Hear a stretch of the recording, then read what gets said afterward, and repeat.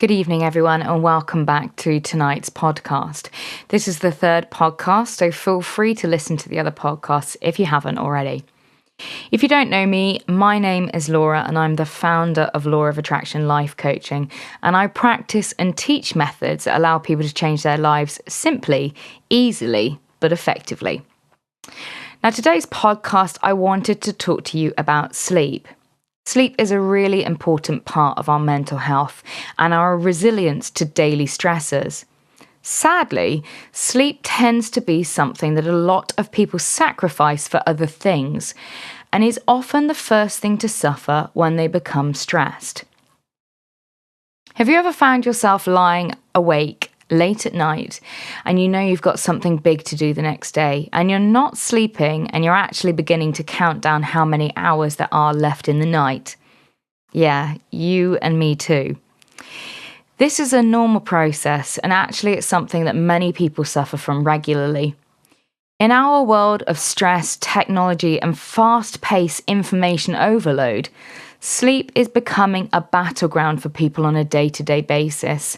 The longer people suffer from insomnia or issues of sleeping, the more the process begins to become ingrained, and the more a person tells themselves that they are a bad sleeper, the worse their sleep becomes. So what can we do about it? Well, there's certainly a few things that we can do to aid our sleep, and the first one I would recommend is to be wary of technology before bedtime. We live in a society where people are genuinely addicted to their phones and staring at screens.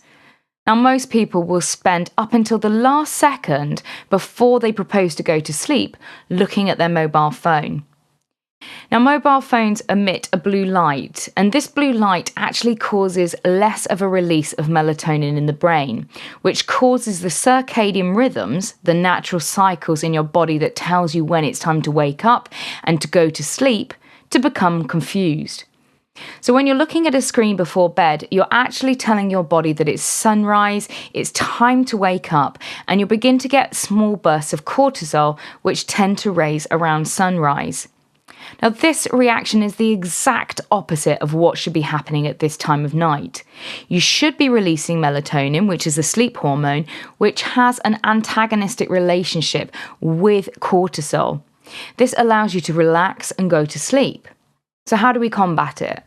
Well, again, telling you to step away from the mobile phone and never to use them again is probably rather unrealistic. So I would suggest that you stop using your phone around an hour before bed, and if you must use a screen or a phone, don't hold it directly in front of your face, and try to ensure that you are using a blue light filter.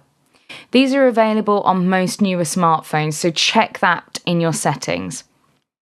I know my iPhone has an automatic setting that I can edit, and I can have a full blue light filter that comes on around 7 p.m. on my phone. Now, if you don't have this on your phone, perhaps you could consider investing in a pair of coloured glasses. Now, I know that might sound extreme, but if you know of Dave Asprey, who is the biohacker extraordinaire and the founder of Bulletproof, you'll see that he often wears coloured glasses. And this is because filtering different light wavelengths not only allows us to change the hormone responses that we have in our bodies, but also the frequencies of our brains. Now, blue light has been shown to create alpha brainwaves, which promotes alertness, and suppresses delta brainwaves, which is the frequency that we are in when we're relaxed.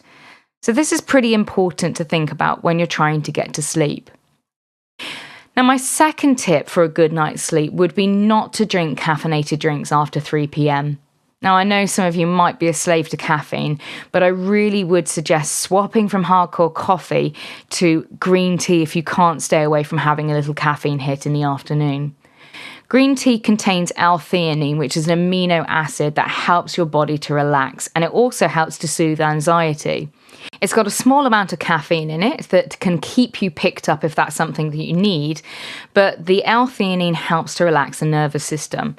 But I would recommend staying away from caffeinated drinks entirely if you can. Now, my third tip would be meditation, and I will be releasing a guided meditation on this channel in the next few days, so keep an eye out for that. It will lead you through a relaxing meditation that will help you to combat insomnia and for you also to use when you're feeling anxious. Now, a lot of people say that they're not capable of meditating, and the reason is because they feel that their brains should be empty. Now, as I said in a previous podcast, that is not something that's going to happen. Now, something that you can do is busy your monkey mind, or the caveman inside your mind, as I like to call it, and give this unruly part of your mind that wants to think all the time something to do.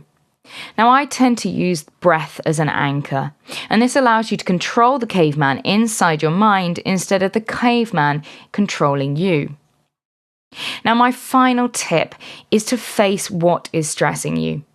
Most people tend to lie awake because they are stressed about something, and one of the best techniques that you can do is when this happens, get up, get out of bed, grab a sheet of paper and write down what is bugging you.